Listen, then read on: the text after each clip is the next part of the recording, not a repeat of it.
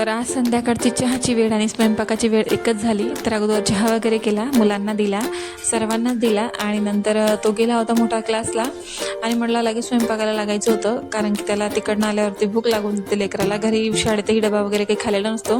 तर एकीकडे कुकर लावून दिलं, त्याच्यामध्ये डाळ मिरची वगैरे टाकून दिली, कच्च्या टमाटरची भाजी करायची होती आमच्यासाठी आणि एकीकडे त्यांना जी शेवयाची मॅगी बनवून द्यायची होती पोरांना. तर त्याच्यासाठी मी अगोदर शेवया काढून एका कढईमध्ये थोड्याशा खरपूस भाजून घेतल्या, 1 चमचा तेल टाकून आणि त्याच एकाकडे काढून घेतलं लगेच आणि त्याच कढईमध्ये मी तेल टाकलं, जिरे, कढीपत्ता, कांदा घालून ते परतून घेतलं आणि लगेच खाल्या ज्या काढलेल्या होत्या त्याच्या शेवया त्याच्यामध्ये हळद, मीठ, चाट मसाला, गरम मसाला असेच घातले आणि याच्यामध्ये मी मिरची घातलेली नाही आहे, कारण ते तापांमुळे माझ्या मुलांचे तोंड आलेलं आहे, त्याच्यामुळे मी त्यांना तिखट देत नाही अजिबात.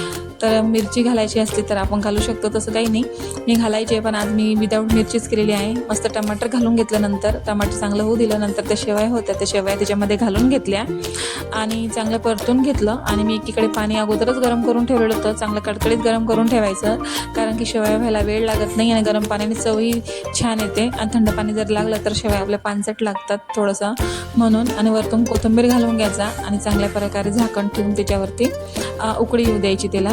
आणि तोपर्यंत मी इकडे स्वयंपाक झाला होता बाकीचा, तर देवाला उपहार करायला घेतला, तर यालाही उपहार दाखवायला लागला. तर यालाही लेकराला सवय लागली पाहिजे देवाचे जे आपले नियम आहेत ते करायला, तर त्यालाही सर्व कळतं. तर देवाचा उपहार दाखवल्यानंतर इकडे शेवया रेडी झालेल्या होत्या माझ्या, मॅगीच समजा. तर त्याला लगेच दिलं खायला, तो तिथून रेडीच झालेला होता. थंड करायला घेतले मी अगोदर, तर पळत पळत आला आणि माझ्याजवळ शेवया